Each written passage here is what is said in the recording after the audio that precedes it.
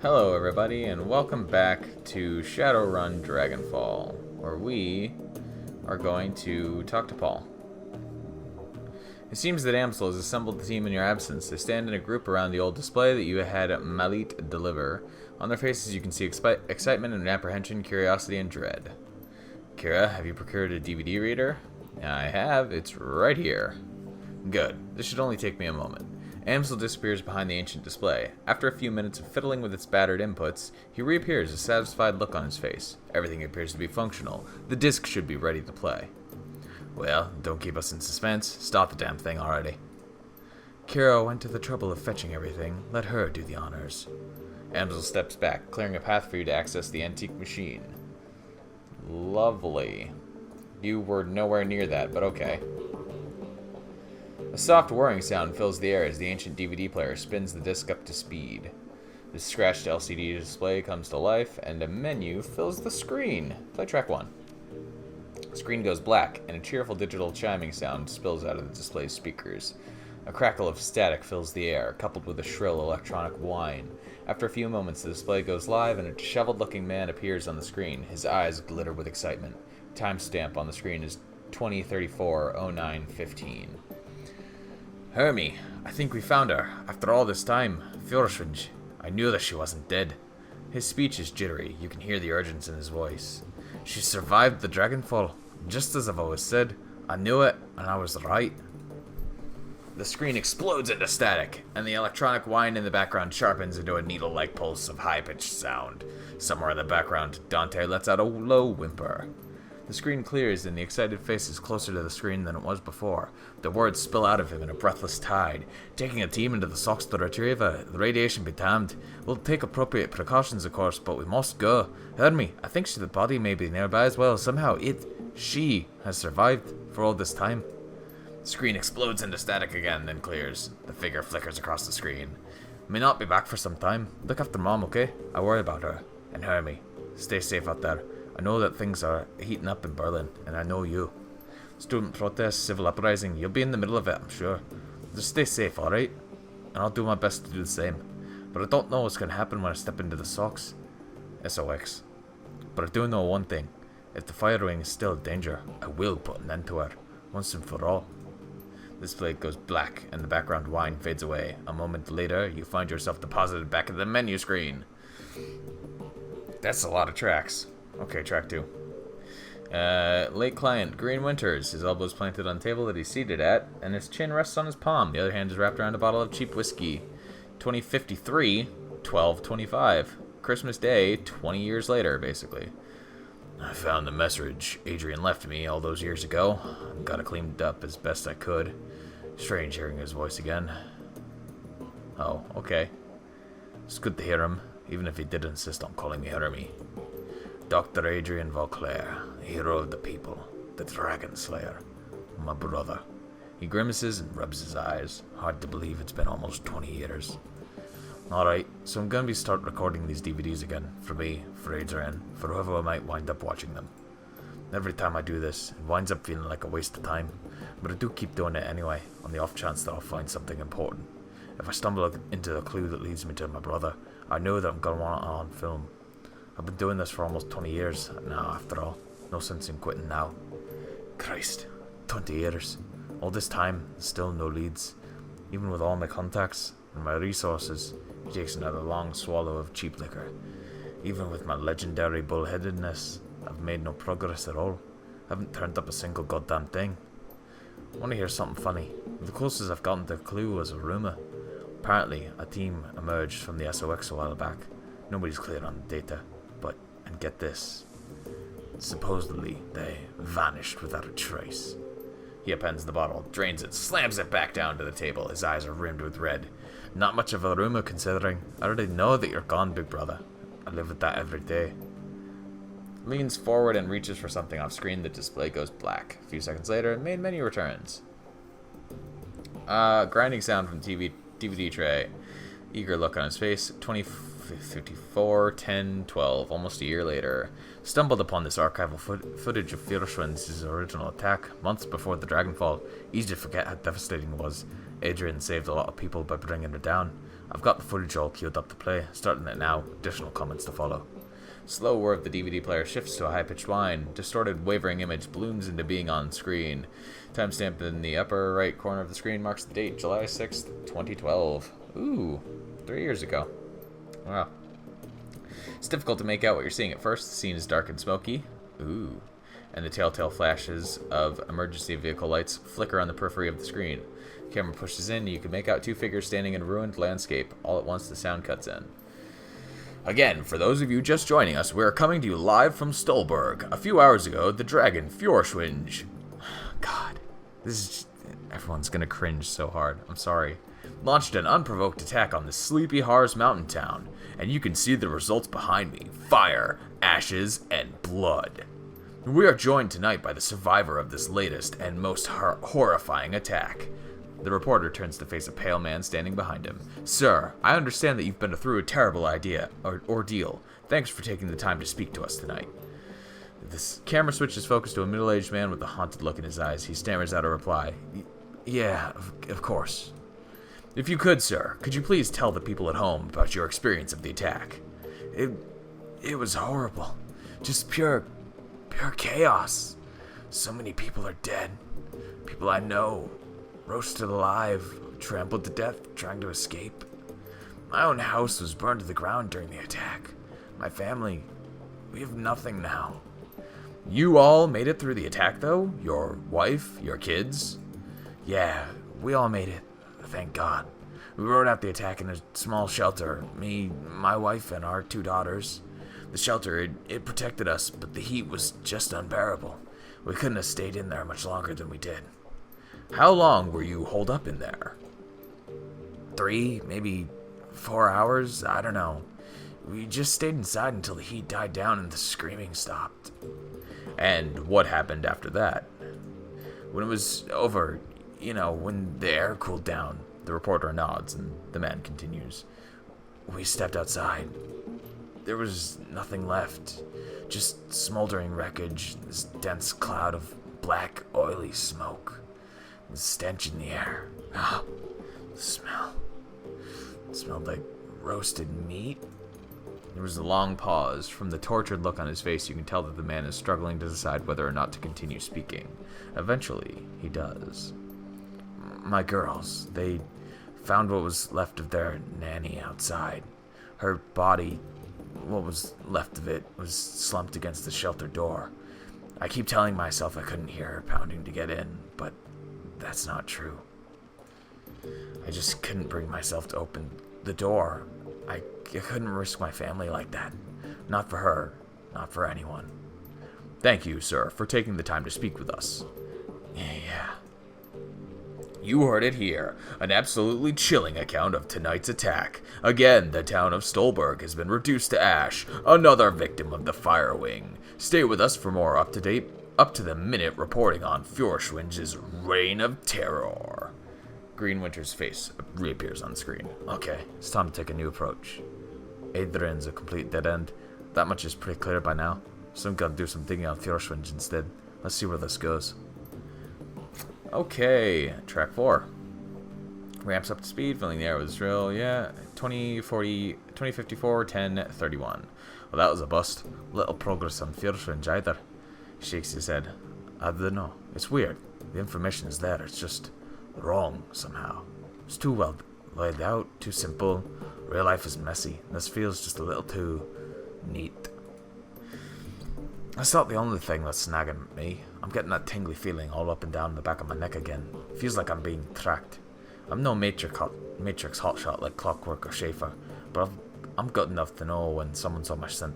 Got to install some new security measures. Can't be too careful. Okay. That was a short one.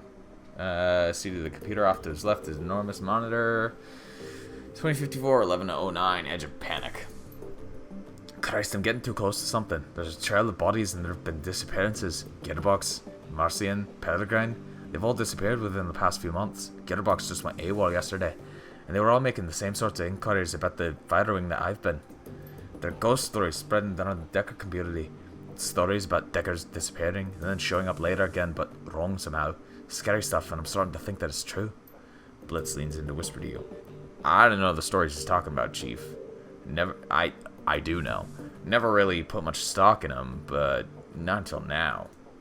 Could these rumors be related to what's happening here? Am I being paranoid? As if seriously considering the question. Then he shakes his head and slams his fist on the table. No, I don't think so.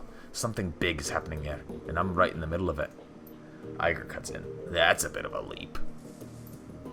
One other thing. Tolstoy told me a story about a kill team that might be related to all this. Apparently, a decker named Hellebore posted a theory about Feuerswunsch to the Shadowrun BBS about 5 years ago. About an hour later, a mil-spec team showed up in meat space and cooked their entire apartment without her in it. If what Tolstoy told me was true, Hellebore live posted the event. She described their killer, this great big orc with skin grafts.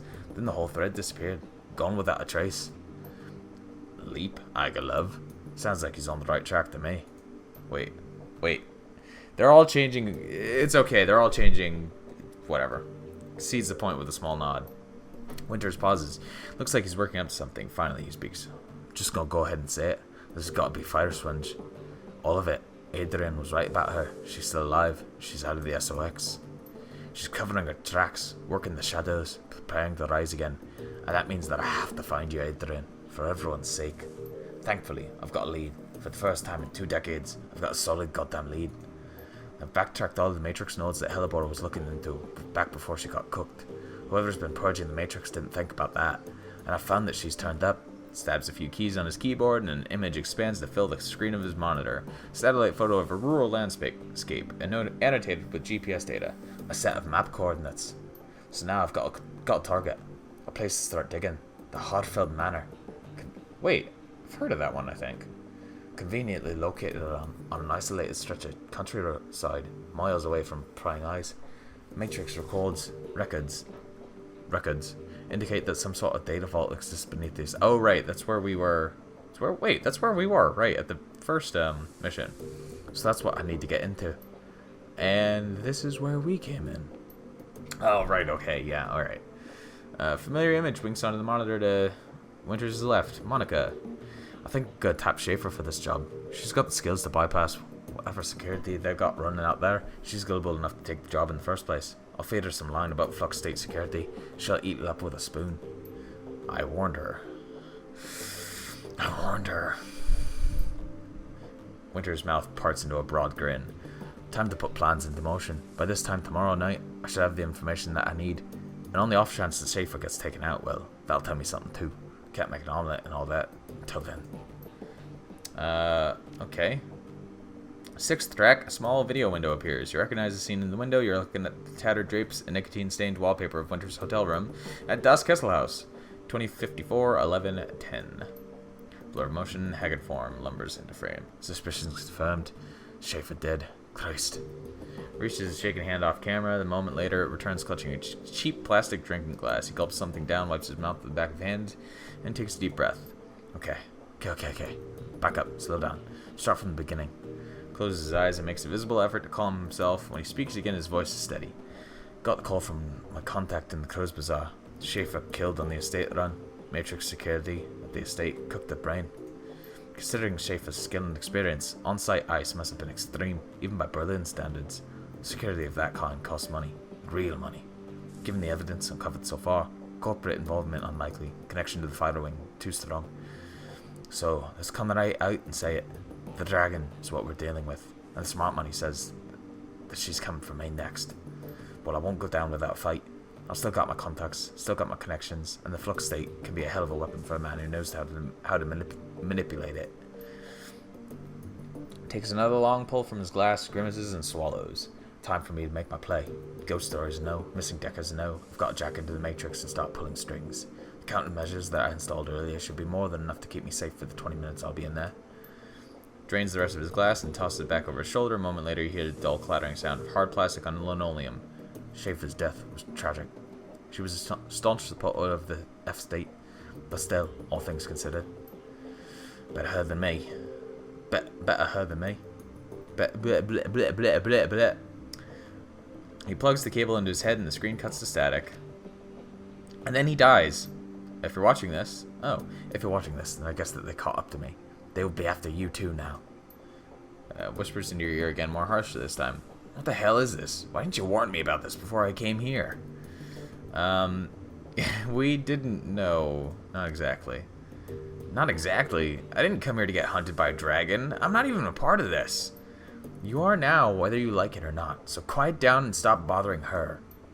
Whoever you are, whatever you think you're after, you need to find Dr. Adrian Vauclair. Not because he's my brother. Because if Fjörsvund is rising again, he's the only one who can stop her. You've seen what happens to people who get too close to this. I'm dead. Dozens of others have died. You'll be next unless you can find Adrian. I'm bad at accents, guys. I'm sorry. I hope you appreciate being offended by me. So, messages over the DVD tray slides out of the reader. Well then. Woo. Yeah, thank you. There we go. So, what do you think about that, Paul? The room goes quiet as everyone struggles to process what you've just seen on the DVD. Finally, Dietrich breaks the silence. A dragon. Son of a bitch. Green Winters sent us up against a dragon? The Fire Wing. Amsel's voice is thick with dread. She lives. I'm really starting to regret the fact that I didn't just stay at the hotel. Iger ignores him. Wait a second. We don't know for certain. Dietrich lays a hand on Iger's shoulder. The evidence seemed pretty convincing to me, love. I'll even take it a step further. I think that secret facility that we stumbled into was a lair. The room falls silent. Iger and Gloria exchange glances. After a moment, Dietrich continues. Just think about it. The Decker the Winters got those coordinates from was posting about Fjörsvund, and she was killed by that same orcish bastard that attacked us after Monica died. There's a direct link between the dragon, the scarred orc, and Harford Manor. And then Winters was killed by the same thing that killed Monica. Exactly. My gut tells me the dragon's down there, Kira. Someplace far beneath the surface. I think we knocked on the door to her lair without even knowing it. I think that, given what we've seen, the dragon will do whatever it takes to keep us quiet about it. Okay, going on the assumption that there is a dragon, and that she will come after us, what do you propose that we do about it? I don't think we're gonna be able to... Okay, we're gonna find Vauclair. Yes, Kira's right. Finding Dr. Vauclair should be our first priority. If we're going up against a dragon, we need to find ourselves a dragon slayer. Winters spent 20 years searching for Vauclair, and it got him nowhere. How do you propose that we find him? With the help of an information broker. Let me guess, back to the coffee shop? For this? No. While Herr Burakazi is very capable, a task of this magnitude is beyond him. We need to make contact with the premier information broker in Berlin. We need to talk to Alice. Blitz scoffs at Amsel, with two brackets, apparently. Alice, best luck, and I hope that you're rich. Amsel raises an eyebrow. For this? Rich enough. Even if only just. Who is this Alice? Alice. A most prominent figure in Berlin's shadow community, ex-Schockwellenreiter. She provides information retrieval services for the F-State. Amsel turns to the computer console behind him and runs his fingers over a virtual keyboard. The machine begins to hum. If Winters was right, if Vauclair is still alive, she can help us find him. Console spits out a stick of black plastic. Amsel plucks it from the computer and hands it to you. Here, your key to speak with Alice. Cred stick? Amsel nods. An encoded cred stick, yes. 10,000 nuyen. Alice will not show her face for less. I won't even show my face for less than 10,000 nuyen. This represents the last of my personal savings, Kira. Make this meeting count. Where do I need to go? Take the U-Bahn to the Altstad Spandau. There you'll find a connecting tube that the locals refer to as the rabbit hole. You'll find a method of going to Wonderland there. Don't call it that in front of her, though. Word on the streets is that she hates it. Please, hurry. While you're out, I'll work on acquiring new contracts for the team. Alice is the best there is at what she does, and her services carry a price tag to match. Well. Alright. So we have our new quest, I guess. Let's head off and take our U-Bahn. I don't know why the dog is still following me. I can tell him to stay, but you know, we'll bring dog friend with us, at least as far as we can go. He probably can't go on the actual like on the train with us, so that's fine. Take it to the U-Bahn. Oh, come on. Thank you. Do you want to come with me, dog? You want to come down the rabbit hole with me? Oh, you did come down the rabbit hole with me. Okay. Alright. Arcade machine. Only active console in this derelict span of U-Bahn platform is an old video arcade machine. CRT monitor set into the machine's cabinet glows invitingly. Cheerful pixelated graphics swirl and dance on the screen. Investigate. At the base of the controller port, you find a cleverly hidden input port. The port is shrouded in black plastic and appears to be the approximate shape of a typical cred stick. Insert the down payment into the machine. Internal motors grip the cred stick and pull it into the machine. It disappears into the port and the screen goes black. Moments later, a video image fills the screen. The picture is dark and grainy, a far cry from the bright, colorful sprites that previously inhabited the display. On screen is a dimly lit office. The place looks like it was pulled straight from an old detective movie. From the Venetian blinds on the windows to the great swaths of shadow that paint the walls black. Ew. Center stage, sitting behind a large mahogany desk, is the silhouette of an impressive-looking woman in a charcoal gray suit. Tip of a cigarette glows cherry red in the shadow. She leans forward into the light, and you catch a first glimpse of Alice. Her face is all hard planes and sculpted angles, with high cheekbones and almond eyes. Her lips are painted a frigid blue, and the look in her eyes is even colder. A head of lustrous black hair is interspersed with flowing streams of cyan light. Alice exhales a plume of smoke and tips her cigarette into a nearby ashtray. She fixes her eyes on you, and her lips curl into a humorless smile. We're on your dime, friend. Tell me what you're looking for. I need to find Dr. Adrian Vauclair. She raises an eyebrow. The Dragon Slayer. Interesting. He's been missing for a long time. Yes, he has. The question is, can you find him? She looks you in the... Oh, no. No! Her voice is all business. If he's out there somewhere, I'll find him for you. He could be living under an assumed name in California Free State, and I'd still track him down. And if he's not alive, I'll tell you where you can find his corpse. Oh. Let's talk about the job. I wish I should have leveled up my decking, I guess. Alice steeples her fingers. Alright, here's how this is gonna work. When you give me the go-ahead, I'm going to start gathering information for you. Once I've finished, you're going to bring me a cred stick encoded with an encryption key that I'll provide you. That cred stick will have 50,000 new yen on it. When I get my cred stick, you get your information. This is the deal. Take it or leave it. Price gouging, huh? For a neo-anarchist, you behave an awful lot like an old-world profiteer.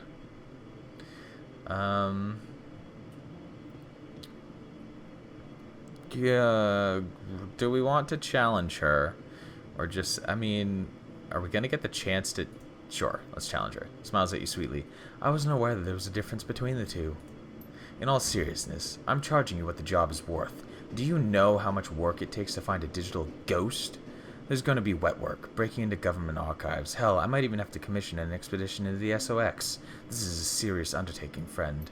Now, do we have a deal, or don't we? It's a deal. Okay, but remember, you say go, and I go. From that point on, you're on the hook to pay me my fee. No turning back, no refunds. Are we square on this? I don't see what choice I have. I need that information. Good. I'll be in touch. Screen goes black. Moments later, the machine reboots. Colorful sprites that you saw when you first approached the arcade cabinet return. There's nothing more to see here. Alice is gone. Okay. Do we just go back to, Oh, hello. What do we have here? Hi. Accuracy is increased by 6% and incoming damage by 5.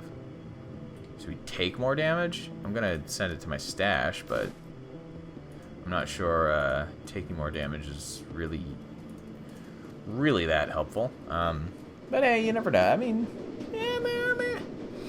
you don't know. So I guess we're probably gonna have another job if we go back to Amsel now. Anyway, probably gonna cut it a little early though this time, because I don't think we're gonna have time to actually get to anything any new, like, quests or anything. So that was a lot of talking. At least. Well, everybody gets to enjoy all of the exposition and me being really bad at voices. So, I think I'll call it a little early today. We'll end here. We'll come back next time in the exact same place that we began this time. So, that's cool. But we'll see what our new mission is when we come back. So, thank you all for watching, and I'll see you next time. Bye!